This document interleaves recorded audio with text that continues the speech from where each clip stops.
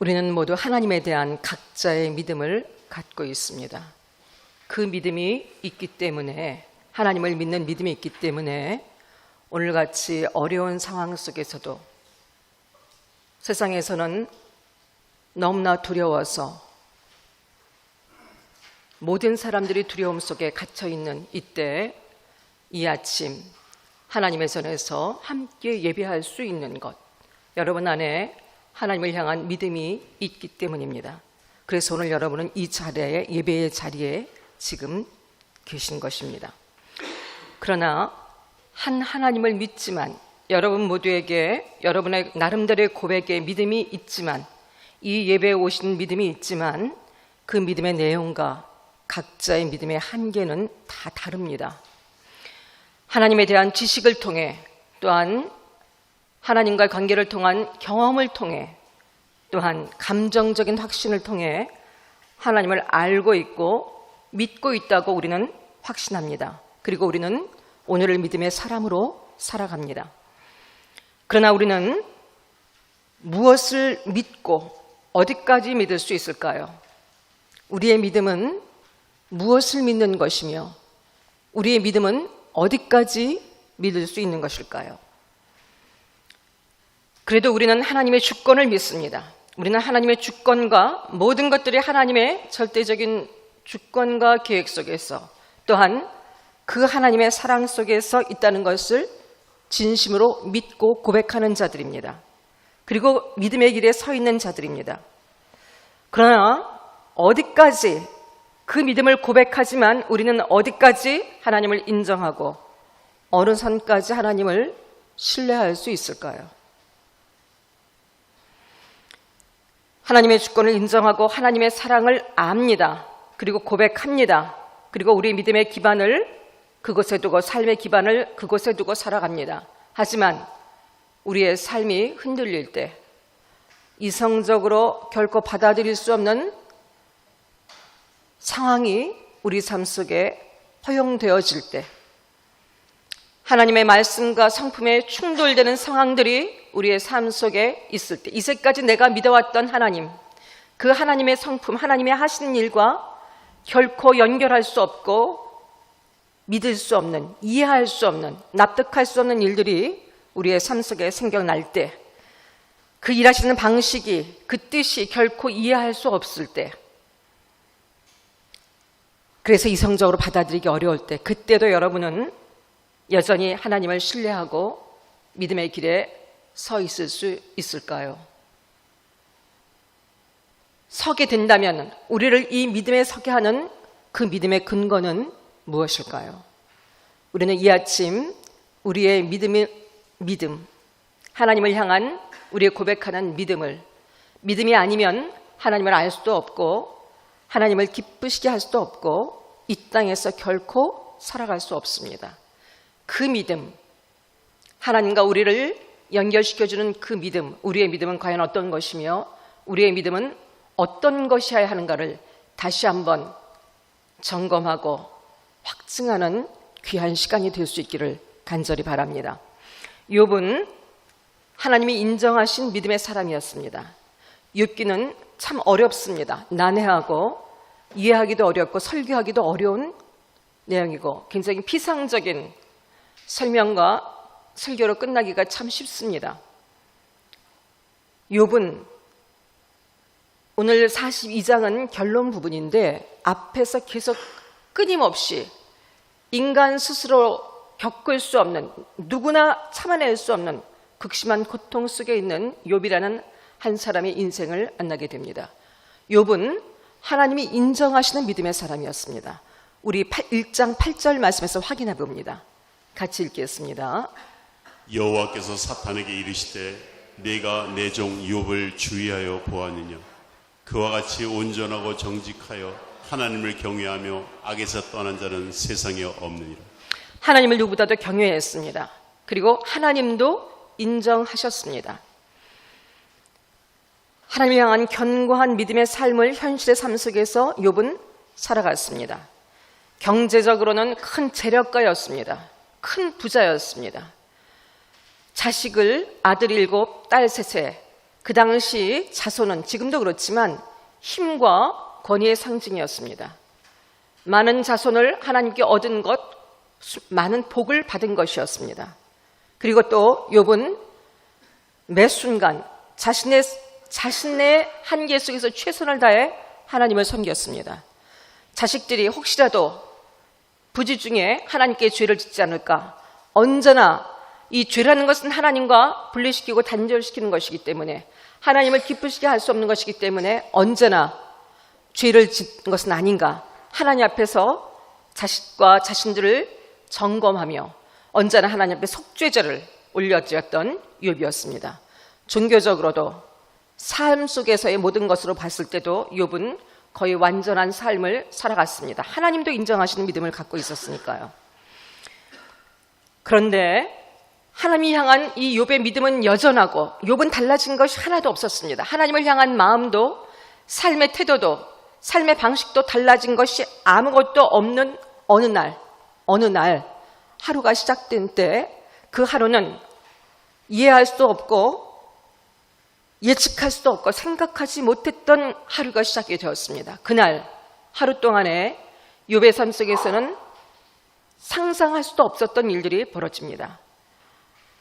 하루아침에 자식 열이 한꺼번에 죽게 됩니다. 사고로 죽게 되고 그가 갖고 있던 그 많은 재산이 한순간에 증발해 버립니다.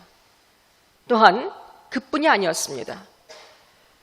욥의 몸에도 머리끝부터 발끝까지 종기가 나서, 그 종기라는 것은 우리가 참아낼 수 있는 그런 것들이 아니에요. 온몸이 헐고, 오죽하면은 성경에 보게 되면은 기와 조각을 들고 자신의 온몸을 하루 종일 긁어도 너무 가렵고 고통스러워서 어찌할 수 없는, 자신의 모든 소유물을 잃고 자식을 잃고 자신의 몸도 너무 고통스럽고, 오죽하면은 자신의 아내가 그래도 내 믿음을 지키겠느냐, 그래도 너 하나님이 있다고 할 것이냐, 하나님을 저주하고 죽으라. 가장 가까운 아내가 이렇게 욥을 저주합니다.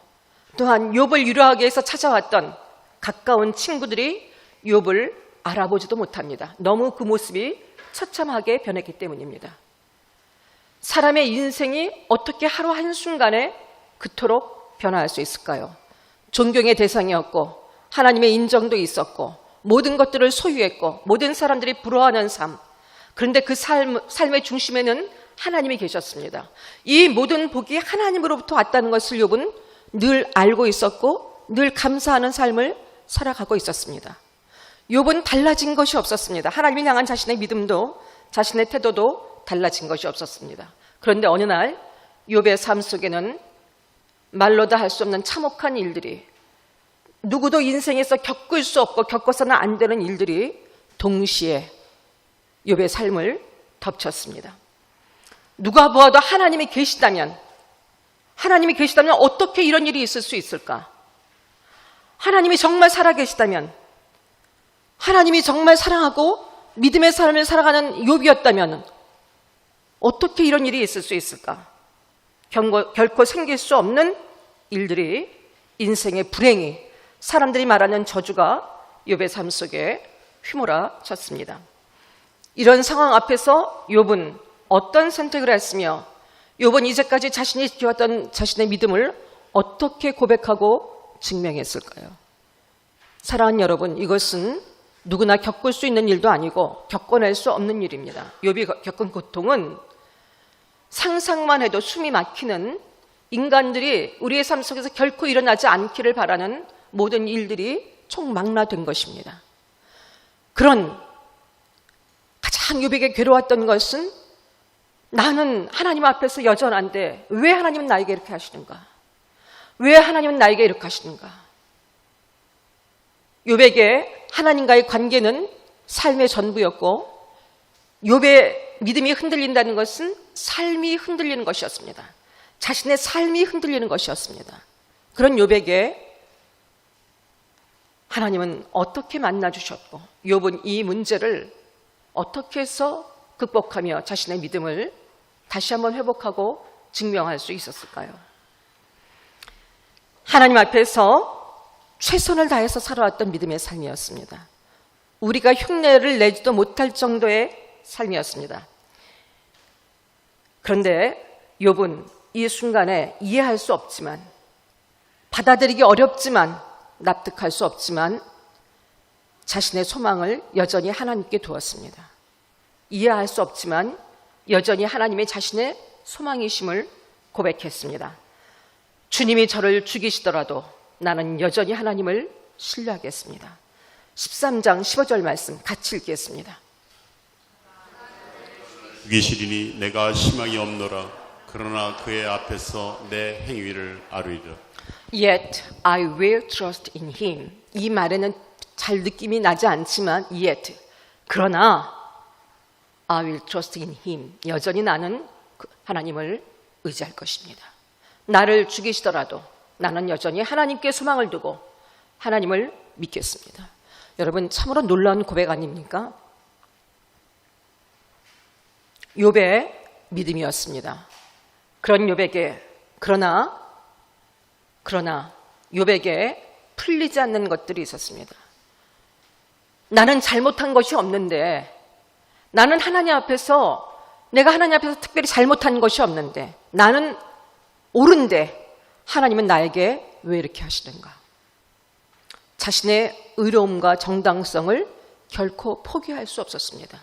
나는 의로운데, 난 잘못한 것이 없는데, 그렇다면 이렇게 하시는 하나님이 잘못하고 계신 것이다. 하나님의 공의에 대해서 의심하고 인정할 수 없었습니다. 이것이 욥의 믿음의 한계였습니다.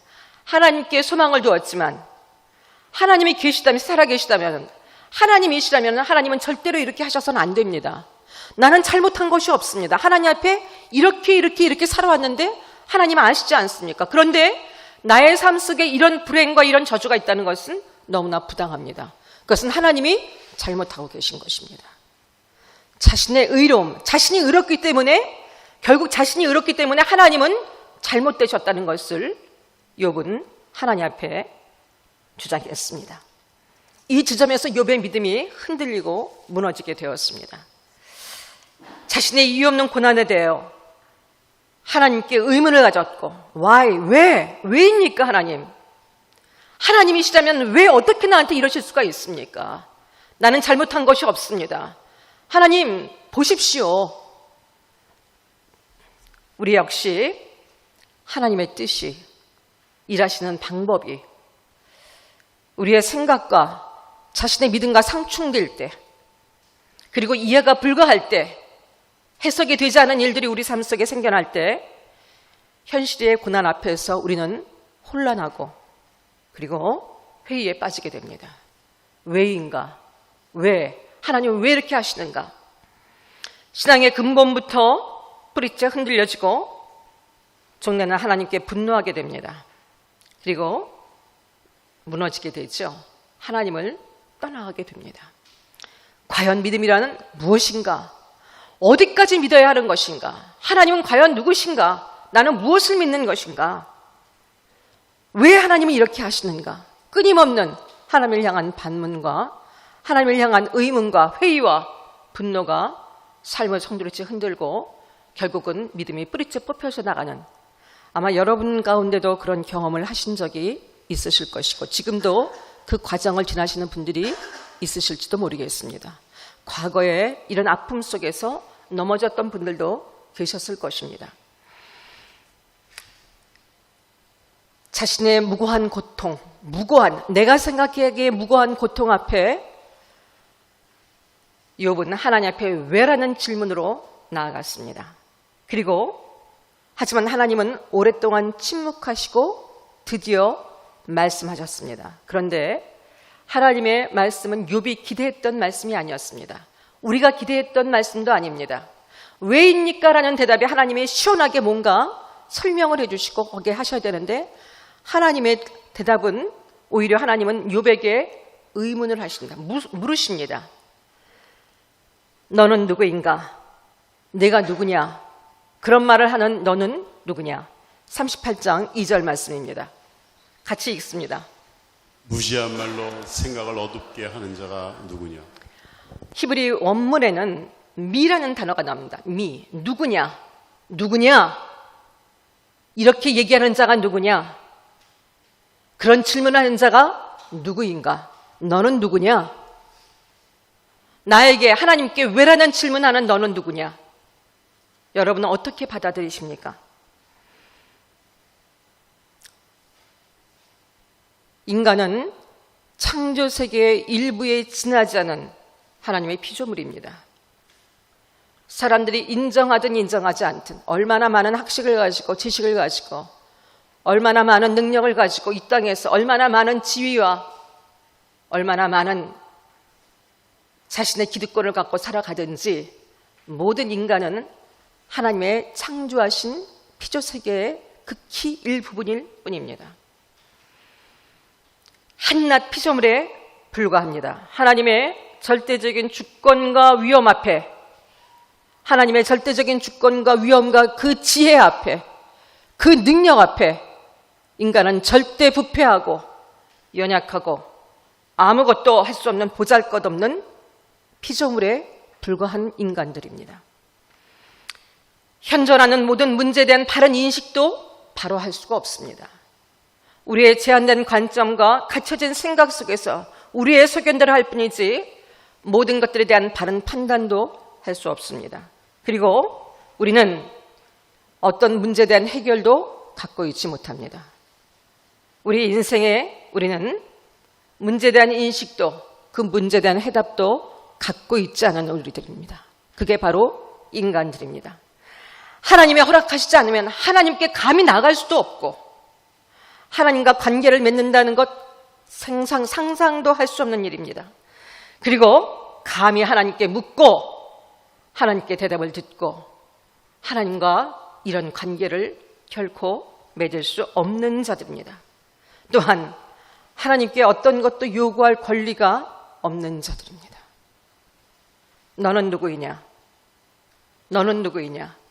여러분, 우리는 절대 전적으로 부패하고 절대 무능하고 절대 연약하고 티끌과 같은 아무것도 아닌 피조세계의 한 부분일 뿐인 연약한 인간들일 뿐입니다. 우리에게는 복받을 이유와 권리가 없습니다. 하나님이 주시지 않으면은 우리에게는 어떤 것도 하나님 앞에 요구하고 마땅하게 이것을 청구할 권리가 우리에게는 없습니다.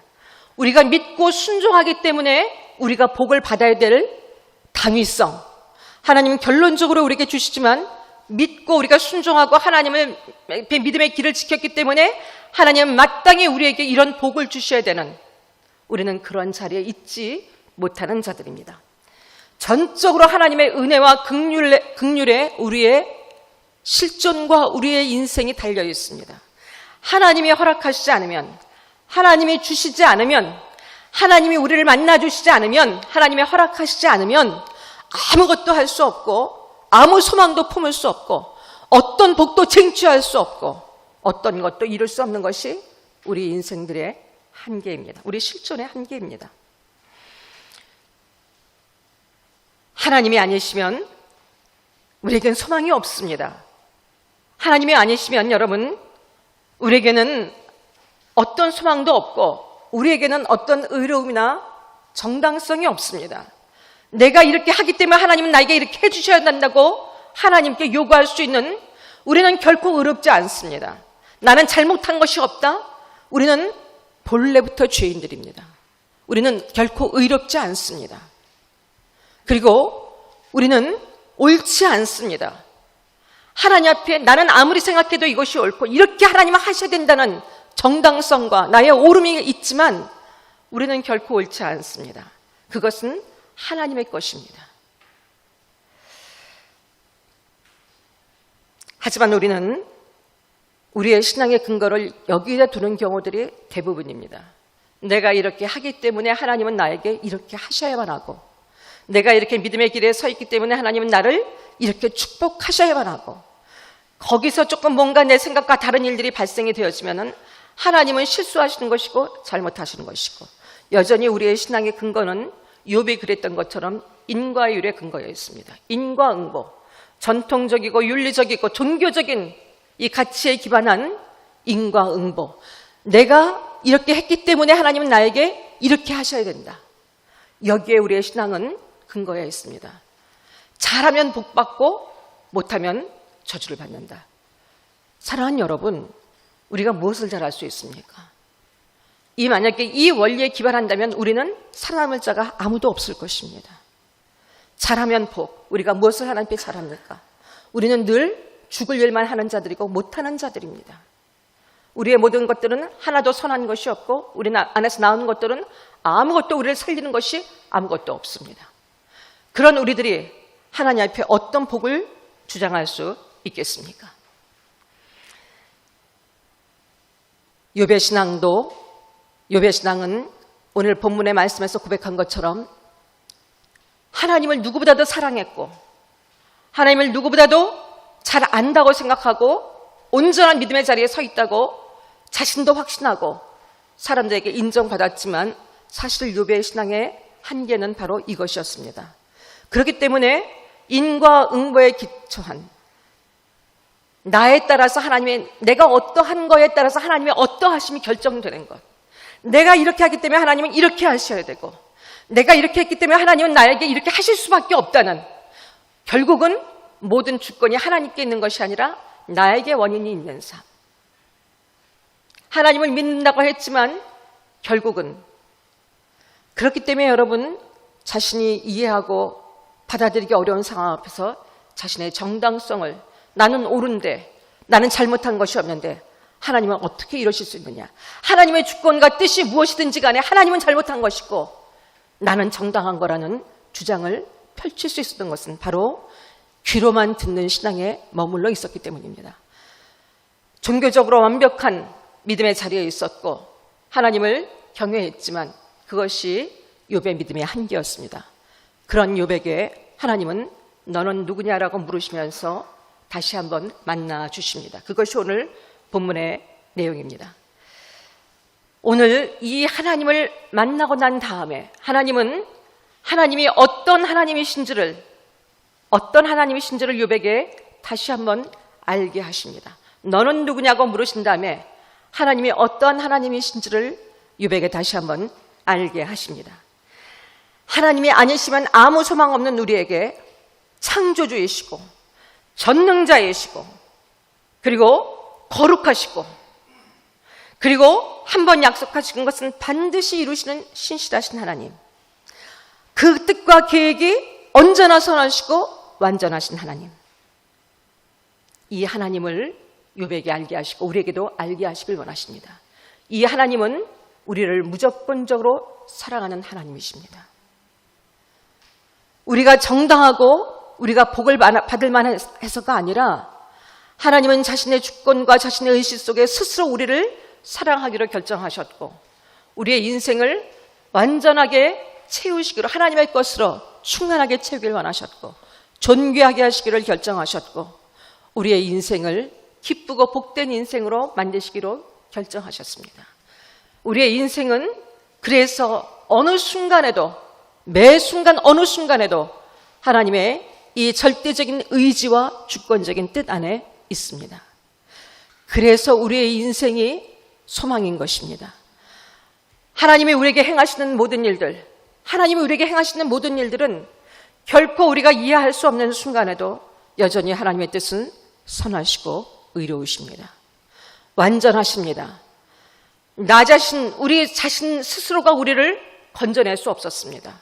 우리 자신 스스로가 우리를 구원의 길로 이끌 수가 없었습니다. 우리는 저주 가운데 절망 가운데 살다가 인간의 한계에 갇혀 살다가 결국은 영원한 멸망 속에 영원한 죽음과 저주 속에 영원한 참혹한 멸망의 삶을 살기로 작정되었던 자들입니다. 근데 하나님의 주권적인 뜻은 우리를 무조건적으로 사랑하시는 그 하나님은 우리에게 예수 그리스도를 보내셨어. 여러분, 우리가 우리 자신을 위해서도 죽을 수 없고 죽는다 한들 우리를 건져낼 수 없는 우리의 그 한계 속에서 하나님은 스스로 이 땅에 오셔서 우리를 위해서 자신의 생명을 주셨습니다. 이유가 없습니다. 대가를 아무것으로도 보상할 수도 없고 지불할 수도 없는 것입니다. 우리가 하나님을 사랑한 것도 아니었습니다. 우리가 하나님 앞에 그다지 가치 있는 존재들이었던 것도 아니었습니다. 하지만 하나님은 하나님의 주권적인 뜻과 계획 속에서 우리를 사랑하시기로 결정하셨고, 하나님은 실제적으로 이 땅 속에서 그것을 실행하셨고 우리를 위해서 죽으셨습니다. 죽으실 뿐 아니라 죽으심으로 십자가에서 우리의 모든 죄값을 지불하셨고, 다시 살아나심으로 우리의 모든 저주를 끊으시고 우리의 모든 죽음의 근서를 끊으시고, 한계 속에 갇혀서 멸망을 향해 갈 수밖에 없는 인생들에게 소망의 인생, 영생의 인생, 축복의 인생, 하나님의 은혜와 긍휼을 받는 인생의 자리에 우리를 서게 하셨습니다. 하나님은 아직 우리와 원수되었을 때 자신의 아들을, 예수 그리스도를 이 땅에 보내심으로 하나님이 우리를 사랑하시는 그 사랑이 허상이 아닌 것을, 이론이 아닌 것을 우리에게 실제로 증명하셨습니다. 우리 로마서 5장 8절 말씀 같이 읽습니다. 우리가 아직 죄인 되었을 때 그리스도께서 우리를 위하여 죽으심으로 하나님께서 우리에 대한 자기의 사랑을 확증하셨느니라. 아멘. 그 확증하신 사랑이, 그 예수님의 사랑이, 예수님을 통해서 우리에게 흘러나온 그 은혜가 오늘 우리의 삶을 가치 있게 하고 의미 있게 하고 우리에게 소망을 품고 나아가게 하고 하나님께 나아가게 합니다. 하나님의 사랑 안에 있는 우리의 인생은 그래서 어떤 순간도 소망이 없는 순간은 결코 있을 수 없습니다. 우리가 설령 이해하지 못하고 받아들이기 어려운 상황 속에 있다 할지라도 하나님의 선하심은 결코 취소되지 않습니다. 하나님의 우리를 향하신 완전한 사랑은 결코 취소되지 않습니다. 그리고 하나님의 우리를 향한 그 절대적이고 완전하신 계획은 절대로 실패하지 않습니다. 하나님의 뜻과 하나님의 성품과 충돌돼 보이는 상황 속에서도 여전히 하나님은 우리를 사랑하시고 우리를 향한 완전하신 뜻을 이루고 계시고 역사하고 계신 하나님이십니다. 그 사랑과 궁극적으로 우리에게 복을 주시려는 하나님의 계획에서 우리의 삶의 어떤 순간도 벗어나는 순간은 결코 없습니다. 하나님의 사랑과 선하심에 의심되는 순간에도 우리는 하나님의 완전한 계획 속에 있습니다. 그리고 우리는 티끌에 불과하라. 예수 믿는 특별한 은혜와 복과 약속 가운데 우리의 삶은 주어졌고, 하나님의 사랑으로 언제나 하나님은 우리의 삶을 붙드시고 책임지시고 은혜 아래 붙들려 우리의 삶을 살게 하고 계십니다. 이 사랑 안에 있기 때문에, 이 절대적인 하나님의 사랑 안에 있기 때문에 우리에겐 결코 두려움이 없습니다. 그리고 우리의 삶 속에서는 결코 더 이상은 저주가 없습니다. 실패가 없습니다. 우리는 다 이해하지 못하지만 하나님은, 하나님의 사랑과 하나님의 계획은 어떤 상황 속에서도 실패하지 않고 그쳐지지 않기 때문입니다. 믿음이라는 것은 결국은 하나님은 누구시고 나는 누구인가에 관한 것입니다. 내가 믿는 것은, 내가 믿는 하나님, 나는 어떤 존재이고 하나님 나에게 어떤 분이신가, 나는 무엇을 믿는 것인가, 그래서 우리는 어디까지 믿을 수 있는 것인가. 우리는 어떤 순간에도 하나님을 믿습니다. 하나님을 믿습니다. 그 놀라우신 하나님의 변치 아니하시고 신실하시고 완전하시고 절대적인 사랑과 능력으로 우리의 삶을 끝까지 책임지실 하나님을 절대적으로 믿습니다. 세상이 다 변해도 하나님은 결코 변치 않으실 것이기 때문에, 하나님은 실수하시거나 실패하지 않으실 것이기 때문에, 우리에게 무엇이 가장 좋은지 하나님은 절대적인 답을 갖고 계시며 그 일을 완성시키실 것이기 때문에 우리는 결코 어떤 순간도 하나님을 향해 우리의 믿음을 고백할 수 있습니다. 하나님을 믿습니다. 주 예수 그리스도를 믿습니다. 하나님의 선하신 계획을 믿습니다. 그리고 궁극적인 하나님의 은혜 아래에 있는 것을 믿습니다. 그리고 궁극적인 승리를 믿습니다. 합력하여 선을 이루게 하시고 반드시 넉넉하게 이기게 하실 하나님을 믿습니다. 어떤 문제들이 어떤 삶 속에서 우리를 흔들지라도, 우리를 의욕케 하고 사단은 오는 사자와 지우를 흔들고 욥의 아내가 그랬던 것처럼 이래도 하나님을 믿겠냐고, 하나님을 저주하고 떠나라고, 죽으라고 세상은 우리를 향해서 얘기하고 우리를 무모하다 얘기하고 우리를 얼마든지 조롱할 것이고 사단은 우리 안에 끊임없이 의심과 회의가 우리 안에 있도록 우리를 조종하고자 할 것입니다. 하지만 우리의 대답은 하나님을 믿습니다. 절대적으로 믿습니다. 하나님 이렇게 해주실 것을 믿습니다의 차원이 아니라 하나님의 하나님 되심을 믿습니다. 하나님 없이는 우리의 인생이 존재할 수가 없고 그런 그 하나님의 손에 우리의 인생이 있기에 우리의 인생은 결코 무너지거나 실패할 수 없으며 하나님은 지금도 그 사랑 속에서 우리의 인생을 승리케 하신 하나님이신 것을 믿습니다. 우리를 죽기까지 사랑하시고 가장 좋은 것을 우리에게 주시기 원하시는, 그래서 지금도 역사하신 하나님을 끝까지 신뢰하고 믿음의 자리에 서 있는 것, 그 뜻과 사랑을 신뢰하는 것, 아직 보이지 않지만 하나님의 그 선하신 뜻과 말씀대로 반드시 이루시는 그 신실하신 하나님, 모든 것들을 원하신 뜻대로 이루실 수 있는 하나님, 어떤 것도 이뤄내실 수 있는 전능하신 하나님, 그 능력과 사랑과 완전하신 뜻과 선하신 뜻을 믿고 현실의 삶 속에서 믿음으로 서 있는 것, 그 사랑을 확증하는 것, 이것이 여러분 우리가 해야 할 일이고 우리가 믿음으로 고백해야 될 내용들입니다. 이제까지는 귀로만 들었지만 이제는 눈으로 하나님을 배웁나이다. 우리의 믿음은 상황에 따라, 우리의 주관적인 관점에 따라, 현실에 따라 흔들리고 좌절되고 실패하는 믿음이 아니라 하나님께 우리가 하나님께 누구인지를 기억하고 하나님은 누구신지를 기억하고 하나님의 절대적인 사랑을 신뢰하고 절대적인 그 계획을 신뢰하고 견고한 믿음에 서서 욥의 고백과 같이 이 시대 속에 어떤 상황에도 결코 흔들리지 않고 온전한 믿음 가운데 서서 하나님께 믿음을 고백하는 참된 그리스도인 우리 모두가 될 수 있기를 간절히 바라고 축복합니다. 하나님은 슬픔 대신 화관을, 슬픔 대신 희락을, 재 대신 화관을, 근심 대신 찬성의 옷을 반드시 입혀주실 것입니다. 반드시 입혀주실 것입니다. 욥의 인내를 복되다 하리니, 하나님은 우리를 복 있는 자들로 부르셨고 우리는 지금도 복 있는 자들입니다. 그 어떤 것도 하나님의 뜻이 아닌 것으로 우리의 삶을 흔들 수 없고 우리의 삶을 무너뜨릴 수 없습니다. 우리는 하나님 안에서 강성합니다. 여러분과 함께 시편 30편의 말씀을 같이 고백하길 원합니다. 함께 읽겠습니다. 주께서 나의 슬픔이 편하여 내게 춤이 되게 하시며 나의 베옷을 벗기고 기쁨으로 띠우셨나이다.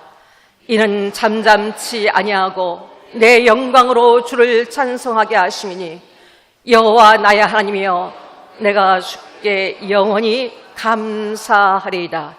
아멘. 이 하나님을 지금 믿습니다. 우리 모두의 믿음의 고백이 되기를 간절히 바랍니다. 함께 기도하시겠습니다.